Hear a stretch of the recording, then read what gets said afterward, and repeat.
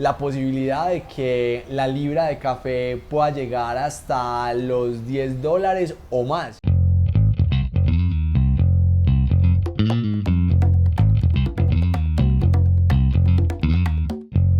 Hey, ¿qué más pues? Bienvenidos a Café, el podcast de la Vibe. Allí, ¿cómo estás? Juanfe, muy bien, bienvenidos a todos los que nos están escuchando.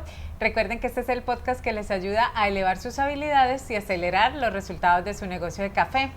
Hoy vamos a conversar acerca de si es posible o no que el precio del café alcance los $10 por libra. Hay muchos comentarios en el mercado y uno ve en los grupos de WhatsApp y en los grupos de caficultores, de exportadores, de importadores, la posibilidad de que la libra de café pueda llegar hasta los $10 o más. Y por eso les trajimos este tema al podcast. ¿Te parece si empezamos conversando acerca de que se dice que esto ya sucedió en el pasado y que nos cuentes un poquito qué pasó en los años 70? Pero antes de que empecemos, pues los quiero invitar a que se suscriban al canal de YouTube si nos están viendo. De paso, le dejen un like a este video, que nos ayuden a llegar a muchísimas más personas para poder seguir generando este tipo de contenido a diario, o se suscriban a las plataformas de streaming si nos están escuchando. Efectivamente, esto ya pasó en el año 1977. El precio alcanza un nivel que, traído a valor presente, teniendo en cuenta la inflación de los Estados Unidos, el precio del café en esa época llegó a los $10.69 por libra, que fue una locura. Para Colombia significó una gran bonanza cafetera, y para otros países pues un gran desastre en su producción y un momento muy difícil en la historia cafetera de estos países que tuvieron grandes problemas productivos. Juanfe, ¿y ese precio de $3.66 la libra aproximadamente en el 77, por qué se dio?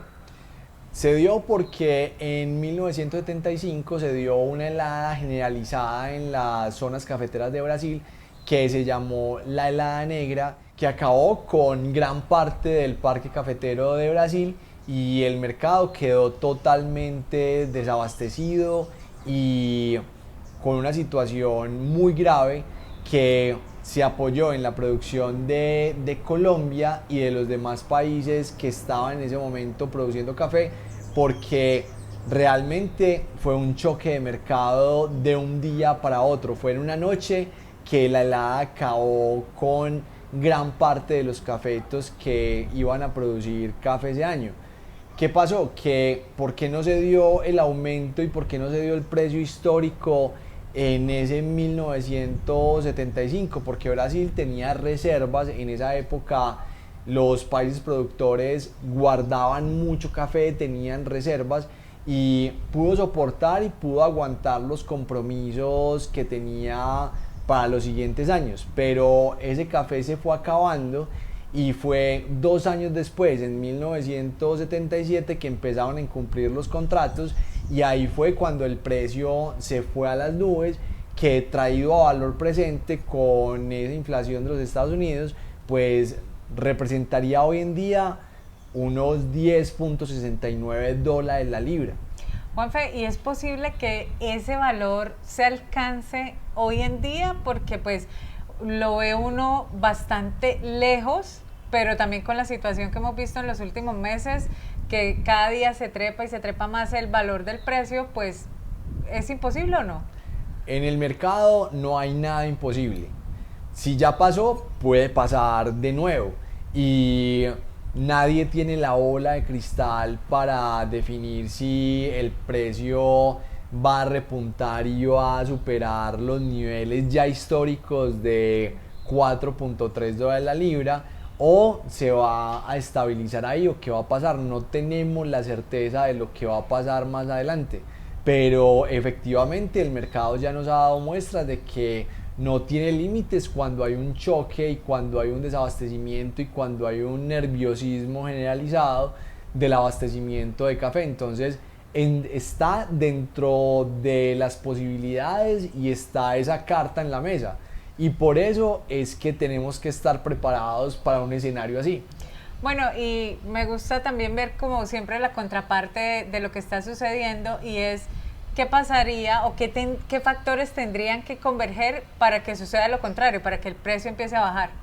Para que el precio empiece a bajar, tendrían que mejorar las condiciones climáticas en Brasil, en Vietnam, tendría que aumentarse la productividad, los inventarios certificados tendrían que empezar a aumentar y sobrepasar el millón de sacos y seguir subiendo.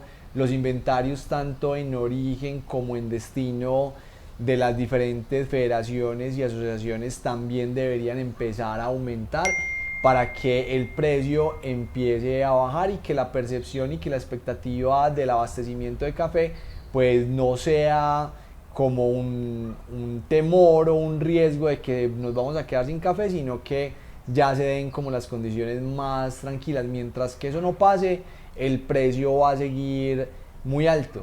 Y la otra opción, que es la más triste, es la destrucción de demanda. Que el precio llegue a ser tan alto que los negocios como las tostadoras, como las tiendas de café, no soporten ese precio, ya los clientes ya no irían a consumir café, se pierda el interés por pagar cafés cada vez más caros y se dé una destrucción de demanda que al no haber compradores, al no haber una necesidad de café, el precio tenga que empezar a bajar y se nivele esa producción que se está dando mermada con esos inventarios mermados, con una demanda en decadencia, y cuando se nivelen esos dos valores pues el precio ya empiece a bajar porque ya simplemente no hay interés por ese café. Juanfe, hemos visto a lo largo de los años que el mercado se comporta de manera cíclica, que vemos que es una montaña rusa, que hoy el precio está arriba, mañana está abajo, pasado mañana no sabemos. ¿Qué modelo podría uno decir que se puede tener en estos casos para evitar esta fluctuación tan violenta de los precios? Y es un modelo que es bastante injusto con las dos puntas del mercado, porque en algunos casos los precios están demasiado bajos, donde los productores no tienen una utilidad justa, donde no pueden sobrepasar sus costos de producción, pero en otras ocasiones, como las que estamos viviendo en este momento, hay cafés demasiado caros donde ya muchas empresas se están quebrando porque no les da el margen o no tienen los créditos suficientes para poder comprar cafés a esos precios. Entonces muchos tostadores o muchos dueños de tienda pues están viendo ya que están vendiendo a pérdida y van a tener que disminuir o tener que cerrar sus operaciones porque ya no les está dando el negocio. Pero ¿qué pasa en ese intermedio? Que hay una posibilidad o se puede estar dando la oportunidad en el mercado para diseñar nuevos canales y nuevas cadenas de suministro donde se puedan juntar los tostadores con los productores, ponerse de acuerdo y decir, bueno, ya no juguemos a esta especulación y a estos movimientos fuertes de precio, sino que vamos a establecer un precio donde toda la cadena pueda ganar y tener unos precios justos desde el productor hasta el cliente final y simplemente ir subiendo los precios. Puede ser por la inflación o puede ser por la productividad que tenga en las fincas, pero siempre con todas las cartas sobre la mesa y garantizando una utilidad justa para toda la cadena. Que eso es el mundo ideal, se ha tratado de hacer muchas veces, pero es complicado hacerlo. Y es que para entender como este modelo que propones, pues tenemos que entender primero qué es lo que pasa en cada eslabón de la cadena. Y de hecho eso fue lo que pensamos cuando se escribió el segundo libro de la Vibe, El arte de comprar y vender café, y es poder tener un entendimiento de cada eslabón de la cadena, cuáles son los gastos, cuáles son los costos, cuáles son las utilidades, cuáles son los márgenes, cuáles son las ganancias, cuáles son los riesgos. Todo esto en cada eslabón de la cadena, porque al final del día, en la medida que podamos entender qué es lo que sucede aguas abajo o aguas arriba de nuestro negocio, podemos establecer modelos como el que propones. Porque definitivamente cuando las personas leen el libro y entienden cuál es la responsabilidad de cada uno de los actores del mercado, dicen, ah, no, es que yo pensaba que el exportador se la ganaba toda, pero realmente el riesgo que corre, los precios que tiene que pasar, los valores que tiene que pagar, todo el nivel de apalancamiento financiero que necesita es bastante oneroso.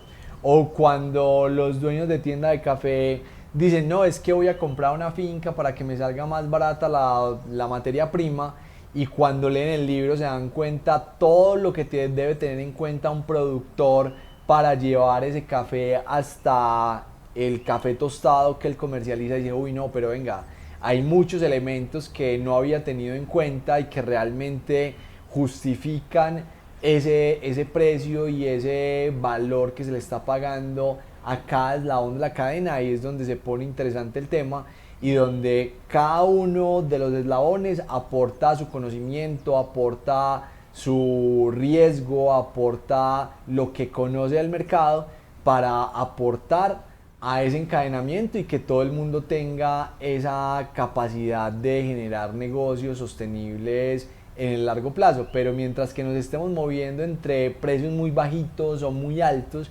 pues es bastante retador, y que si podemos tener un sistema justo para todos sería lo ideal. Bueno, ahora el turno es de ustedes. Cuéntenos, ¿conocían como todos estos detalles del precio del café en los últimos años y cómo podría llegar a alcanzar estos niveles tan altos de $10?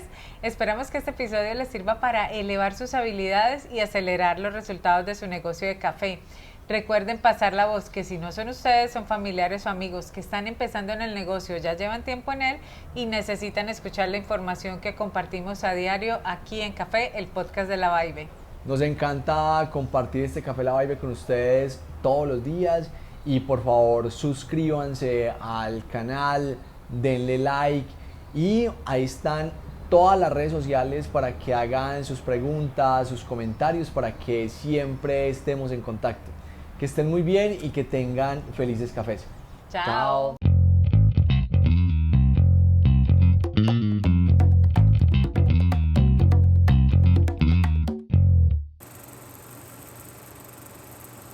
Acabó con la mayor cantidad de cafetos que pudo haber devastado. No.